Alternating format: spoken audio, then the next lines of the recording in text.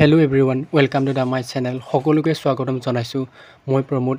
আজি আমি এই ভিডিঅ'টোত ফাৰ্ষ্ট সেমিষ্টাৰৰ BA BC BCom অৰ্থাৎ arts commerce and science AEC Asomiya common কোৰ্ছৰ যোগাযোগমূলকৰ কুৱেশ্যন আনসাৰ কৰিম। ভিডিঅ'টো আৰম্ভ কৰাৰ আগতে তোমালোকে চেনেলটো সাবস্ক্ৰাইব কৰিবা, বন্ধু-বান্ধৱীসকলক ভিডিঅ'টো শ্বেয়াৰ কৰিবা আৰু কোনটো সাবজেক্ট কোনটো চেপ্টাৰ ভিডিঅ' লাগে তোমালোকে কমেন্ট কৰি জনাবা। অসমীয়া AEC যোগাযোগমূলক অসমীয়াৰ দ্বিতীয় পাঠটিৰ নাম হ'ল কৰ্মক্ষেত্ৰত অসমীয়া। আবেদন, বিজ্ঞাপন, প্ৰতিবেদন লিখন, বাতৰি লেখন, নিবিদা লেখন দক্ষতা। Unit number 2 last lesson. ইয়াৰে কুৱেশ্যনসমূহ প্ৰথমৰ পৰা শেষলৈকে কৰিম। ইউনিট নাম্বাৰ 2 যোগাযোগমূলক অসমীয়া AEC কমন কোৰ্ছ। পোনপ্ৰথমে 1 নম্বৰ কুৱেশ্যন, আবেদন কাক বোলে? উত্তৰ, বিভিন্ন উপলক্ষত কিবা এটা বিচাৰি অথবা কিবা এটা প্ৰাপ্তিৰ বাবে অনুৰোধ জনাই লিখা পত্ৰকে আবেদন পত্ৰ বুলি বুজা যায়। নেক্সট কুৱেশ্যন নাম্বাৰ 2, আবেদনৰ প্ৰধান ভাগ কেইটা? উত্তৰ, আবেদনৰ ভাগ দুটা, মৌখিক আবেদন আৰু লিখিত আবেদন। নেক্সট কুৱেশ্যন নাম্বাৰ 3, মৌখিক আৰু লিখিত আবেদনৰ কোনটো স্থায়ী বেছি? উত্তৰ, মৌখিক আবেদনৰ তুলনাত স্থায়ীত্ব হয়। নেক্সট কুৱেশ্যন নাম্বাৰ 4, আবেদন কৰাৰ এটা নিয়ম উল্লেখ কৰা। উত্তৰ, এই শ্ৰেণীৰ আবেদন কৰিবলৈ যাওঁতে আবেদনকাৰীয়ে পোনপ্ৰথমে প্ৰয়োজনীয় তথ্যখিনি যিমান দূৰ সম্ভৱ নিৰ্দিষ্ট কৰি এখন তালিকা প্ৰস্তুত কৰিব লাগে আৰু সেই তথ্য যোগান ধৰিব পৰা যথোপযুক্ত কৰ্তৃপক্ষক চিহ্নিত কৰিব লাগে।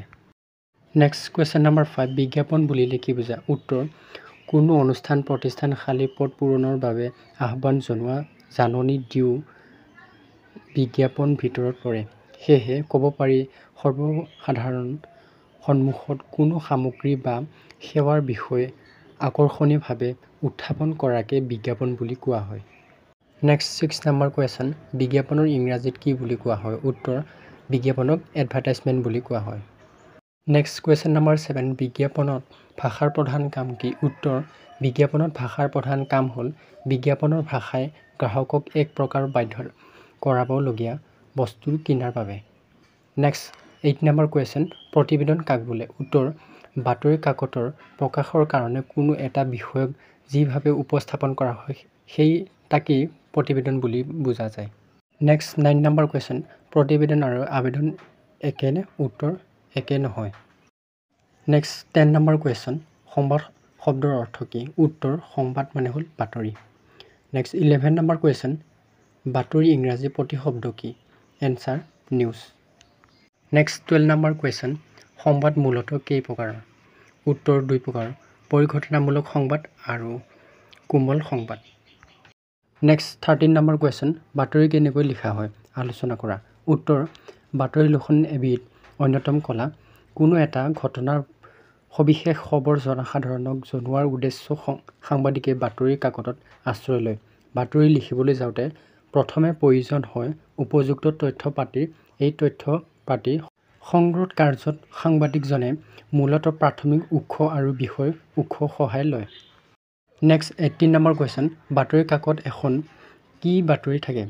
উত্তৰ, কোনো এটা ঘটনাৰ সবিশেষ খবৰ জনসাধাৰণক জনোৱাৰ উদ্দেশ্য বাতৰি কাকতত আশ্ৰয় লয়। যিকোনো সৃষ্টিৰ কৰ্ম যিমানে সৰল হয়, আনে বুজিব পৰা বিধৰ হয়, সিমানে সৰ্বসানে তাক আঁকোৱালি লয়। নেক্সট কুৱেশ্যন নাম্বাৰ 15, নিবিদাৰ অভিধানিক অৰ্থ কি? উত্তৰ, অভিধানিক অৰ্থ হৈছে মূলবেদন পত্ৰ। নেক্সট 16 নম্বৰ কুৱেশ্যন, ব্যৱসায়িক নিবিদা কি?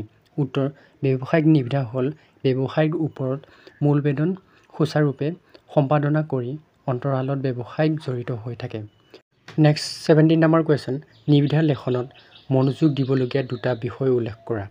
উত্তৰ, 1 নম্বৰতে নিবিদা হ'ল কোনো কাৰ্য আৰম্ভণি পৰ্যায় নিবিদা আহ্বান কৰি কৰা কামত স্বচ্ছতা থাকে।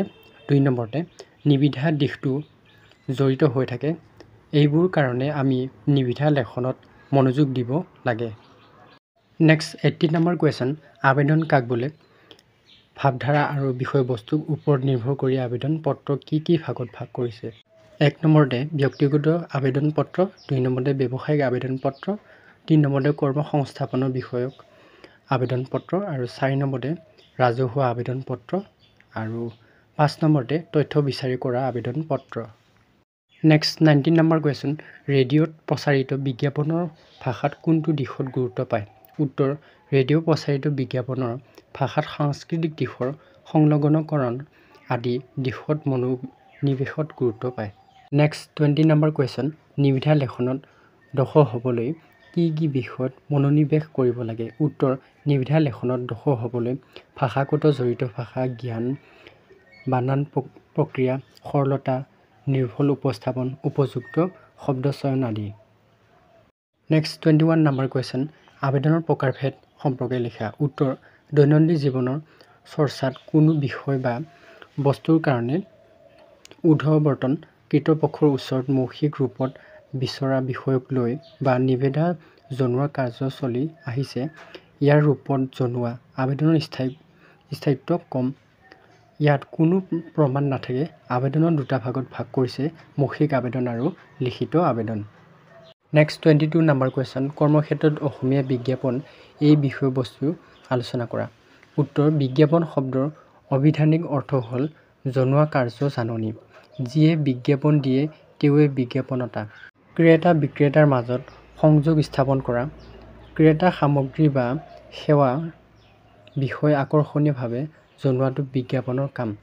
অতীতত বেপাৰ বাণিজ্য সেই সংকীৰ্ণৰ পৰিধি চৰাই বিশ্বজুৰি প্ৰসাৰিত হৈ পৰিছে। ফলত ব্যৱসায় বাণিজ্য আৰম্ভ হৈছে দূৰদৰ্শন প্ৰতিযোগিতা।